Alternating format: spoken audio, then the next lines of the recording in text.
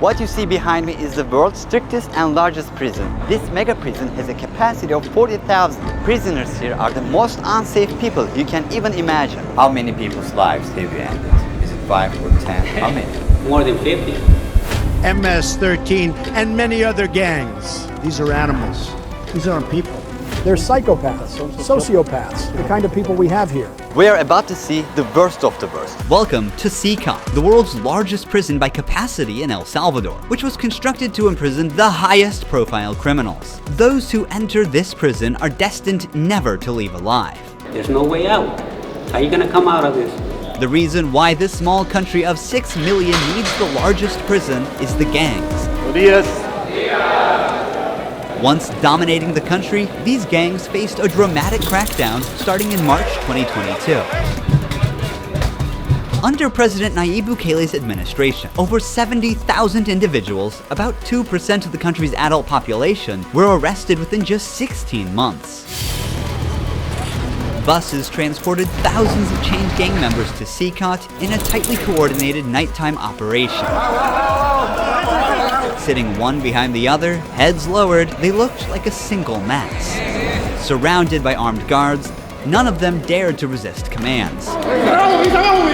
Their life has changed in a day. In this documentary, we will interview one of them, one of the most ruthless gang leaders, known by the nickname Psycho. 10 minutes. You only have 10 minutes. Built in 2022, this massive prison is made up of 8 separate modules spread over 410 acres of land. Each pair of modules is enclosed by 2 separate 3-meter-high walls with razor wire. The entire facility is surrounded by a towering 9-meter-high wall with a 3-meter-high electric fence carrying 15,000 volts. 19 watchtowers are ensuring nothing escapes notice. The entire design doesn't just prevent escape, it erases the very idea of it. Hello.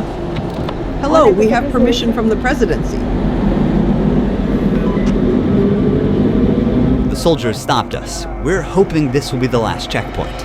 The jammers blocked all signals within a 2-kilometer radius of CECOT, completely cutting off all communication. Over 600 soldiers work only to secure the perimeter. We are going to leave all of our belongings here before entering the prison. We will only carry our cameras and microphones, that's it. Pass slowly. Look at the camera. The body scan. I forgot my wedding ring on. Well, that needs to be put away over there. This high-capacity X-ray scanner even shows bones and internal organs. It's mainly used to scan newcomers, ensuring no one tries to sneak in anything forbidden on their body before entering. The inmates used to swallow some objects, or they would try to bring them in vaginally or anally. Micro SD memory cards, microchips, and not only that, even phone charges. Another thorough body search has been conducted. Take off your shoes. They even inspected inside our socks. It took us around 1 hour just to pass through security, even though we were invited as media after months of applying. Guards are wearing masks because they're doing a risky job here. So if they get identified, it might be riskier for them to go to town centers because these gangs have a lot of connections. So they have to keep their identity secret. Why don't you wear a mask? I have to talk to them face to face, looking them in the eye. They already know who I am. We're in the registration room. This area is for inmates only. When a criminal is captured on the street, they don't carry ID or give their real name. That's why their fingerprints and photographs are taken here to enroll in the system. Once they become a permanent part of CECOT, the inmates lose all contact with loved ones for the rest of their lives, as family visits are strictly forbidden. It's also important to note that a small number of innocent people were mistakenly imprisoned during the big crackdown. Because of the no-contact policy, their families have no idea where they are or if they are still alive. For some, this documentary could be their first chance to see a missing loved one. Before entering the modules where the inmates are, we visit the armory of the prison. This section is a must in case of possible riots, and these convicts are the most unsafe people on earth. The type of firearm we use is a T65 rifle, similar to the M16 rifle. We also have this other firearm, which is a 12-gauge shotgun. A Sig Sauer rifle allows us to maneuver in spaces that are too tight to move. Whenever criminals are arrested and dragged to the bus, various cuffs and chains are used to restrict their movements and minimize the risk of harm to officers. Has there ever been a riot? So far, there have been no escape attempts. We have the worst of the worst within criminal organizations here. The riot gear consists of a head protection, a face shield, neck protection, an anti-trauma vest, leg protectors, shin guards, and of course, a shield. Generally, in the prisons, we see inmates invent any kind of handmade weapon, like awls or knives. They are fully protected. You can see how he protects his feet. Since this prison is so large, we have to hop on this bus. We are entering the module area. To keep the country safe, 1,000 staff members work inside CECOT. It is impossible, but let's just imagine that an inmate get out of the fortress. These pebbles that you see are put here intentionally because when they walk on these pebbles, it works like an alarm system. It makes a noise, they cannot sneak away. Have they tried to escape? No. Could they try? Difficult, because they would have to go through a series of security rings. CECOT was built with its own infrastructure in an isolated area, including an electrical and sewage system to prevent external interference. In case of an electricity cut or water supply issue, the cisterns and power plants will maintain operations for up to a week. I'm so excited. We're gonna be face to face with the most dangerous criminals in the world. It is pretty tense. We are entering one of the modules now. You are seeing the third and fourth modules next to each other. An offender who enters one of these buildings never exits through these doors. In a few steps, we'll be surrounded by more than 2,500 inmates. It's like stepping in the middle of controlled chaos.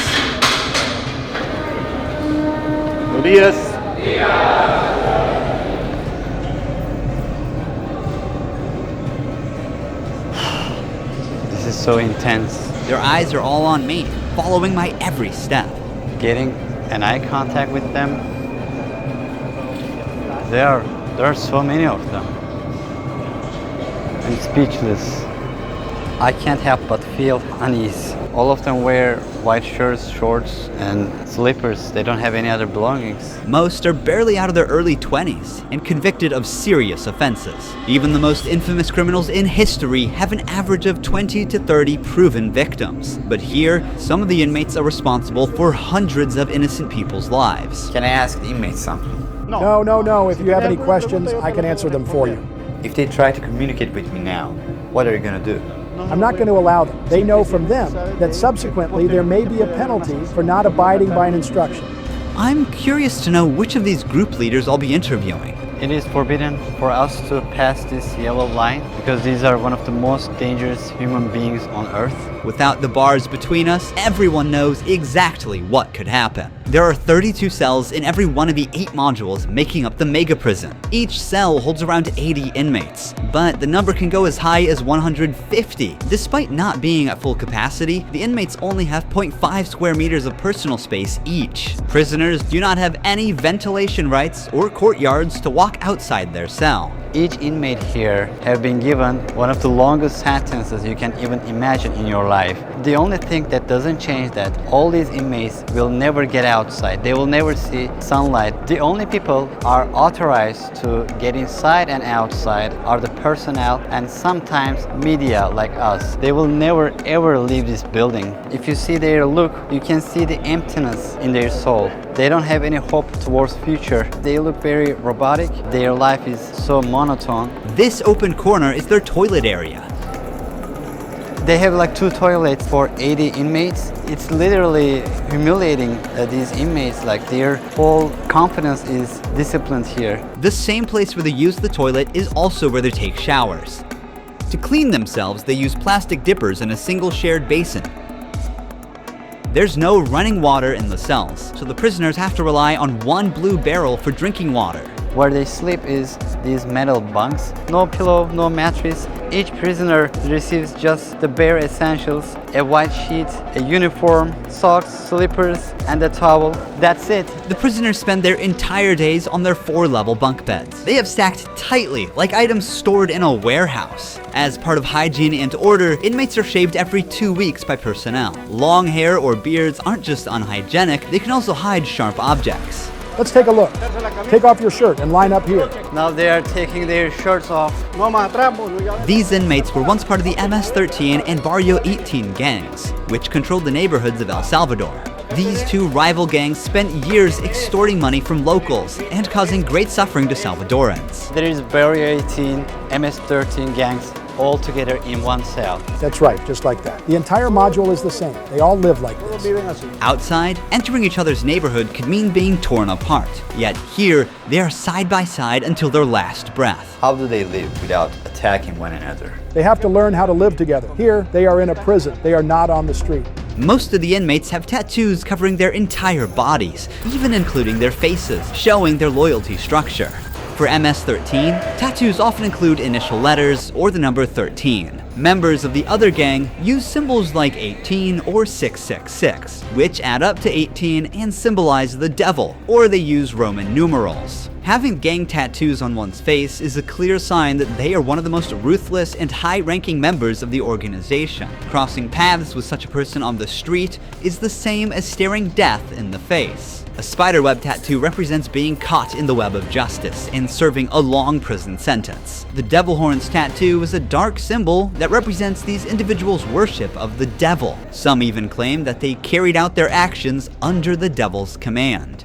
A teardrop tattoo signifies that the person has ended someone's life. The number of teardrops indicates how many lives they've taken. If there are 3 teardrops, it suggests that the tattoo's owner has taken so many lives that they've lost count. With the phrase "laugh now, cry later," these masks or clown tattoos send a clear message. Stay strong in the face of hardship now and deal with the consequences later. Are all these people truly bad? They're on another level, high-profile criminals who will never change their mentality. If you look at the upside, there's a catwalk area. Guards consistently watch over the inmates from this elevated spot above the cells. If anything suspicious occurs, they will intervene while an extensive network of cameras observes every corner 24/7, ensuring nothing goes unnoticed. The modules are kept lit all day and night for monitoring. When the sun goes down, the lights stay on all the time. They are constantly being observed. I think this is one of the hardest things. When they try to sleep, they use their towels and cover their eyes to block the light. Preacher here is teaching some of the important lessons from the Bible to the inmates. They're doing physical exercise over here. There's a trainer there. This is the only time these inmates get out of their cells. These activities take place for a total of 1 hour per week, under the watch of armed guards. For the rest of the time, they are locked inside. They used to control the streets. Now, they can't even take a step with their free will. It's a rotating schedule. There's not enough space, so they can't all go out on the same day. Has there ever been a chaotic incident when these inmates were outside of their cells? So far, nothing. Whenever we focus the camera on a cell, we often catch a prisoner silently mouthing words. Even behind bars, gang members attempt to send orders to the outside. This prisoner was doing just that, but we censored him to block the message. Despite the crackdown, these groups still hold significant power outside. Rumors suggest they have plans for taking revenge by targeting innocent people. But in response, the authorities threaten to impose even harsher measures on imprisoned members. If they do that, there won't even be one meal in prison. Uno. I swear to God they won't eat a grain of rice. Let's see how long their homeboys last inside. Here they get 3 meal times: breakfast, lunch, and dinner. Breakfast is usually beans and rice. For lunch, they get white rice and pasta. And dinner's pretty much the same. The only thing that changes is the drink. There's no nutritious food like chicken or meat. This is the lunch. It's rice, pasta, and 2 tortillas. Does the menu vary from day to day? No. Is it the same every day? It's always the same. It's for freshmen. Okay. It's a sugary drink. I'm going to taste it for myself. Inmates must eat with their hands and clean their plates before returning them. With a diet lacking in protein, many likely suffer from nutritional deficiencies. Before starting our interview with an inmate, I want to show you one more place that is even more extreme than what you've seen so far. Here we are in the isolation cell area. If inmates break a rule, they can be sent to these isolation cells according to the legislation. The law gives me the right to keep the prisoners in isolation for up to 15 days. These cells have sealed doors. Through this grid, I can see them and identify who's inside. We serve food here, and we also use this space to put handcuffs on them before opening the door to move them from here to their cell.